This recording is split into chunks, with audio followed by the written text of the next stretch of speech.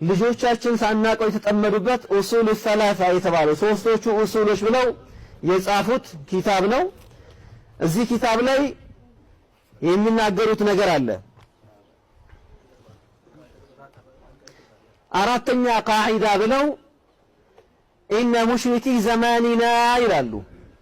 የዘመናችን ሙሽሪኮች እኮ ይላል እኛን ነው። አሕባቢ ቀልድ እንዳይመስላችሁ። እነሱ በቃ የሙስሊም ስም ያሰባስበናል፣ ሁላችንም ሙስሊም ነን፣ ሱፊ ሰለፊ የሚባለው መጓደን ቀርቷል ይላል። ውሸቱን ነው እንድታውቁ።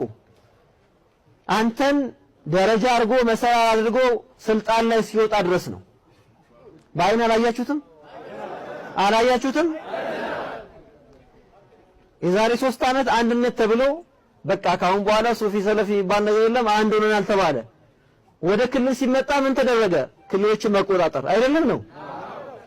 ቅድም አንስተውታል። ስለዚህ ውሸት ነው ይሄ መጓደን የለም ይልህ በቃ አገሩ ሰላም ነው ብለህ እንድተኛ ነው። ስተኛ እሱ ቀድሞ ቦታውን ሊይዝ ነው።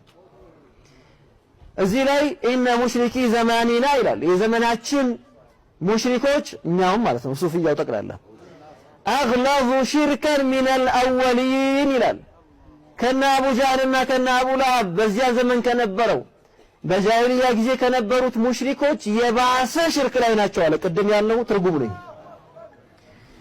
የባሰ። ለምን لأن الأولين يشركون في الرخاء ويخلصون في الشدة አለ።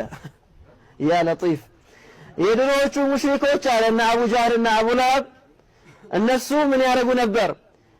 በድሎት ጊዜ በምቾት ጊዜ ያጋራሉ አለ። ሽርክ ላይ ይወድቃሉ። ላትን ዑዛን እነዚህን ይጣራሉ፣ ሁበል ይላሉ አለ። እሺ በችግር ጊዜ ግን ተውሂድ ላይ ይመጣሉ አለ። ወይخلصون في الشدة አለ። ችግር ጭንቀት ሲመጣባቸው ግን ያ አላህ ነው የሚሉት አለ። ወሙሽሪኩ ዘማኒና ይላል።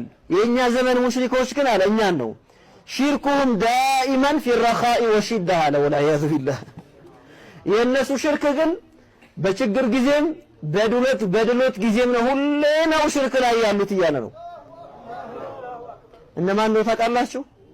እና አብሬትዬን እነ ቃጥባሪን እነ አልከስዬን እነ ሼኽ ኑሩ ሁሰይንን እነ አንይን እነ ዳንይን እነ ሼኽ ዑመር ገለምስይን ሌሎችንም ጠቅሰን የማንጨርሳቸውን የሐበሻ ዑለማዎችና አውሊያዎች ሷሊሖችን እነሱን ነው ከነ አቡ ጃህል የባሱ ናቸው የሚሉት።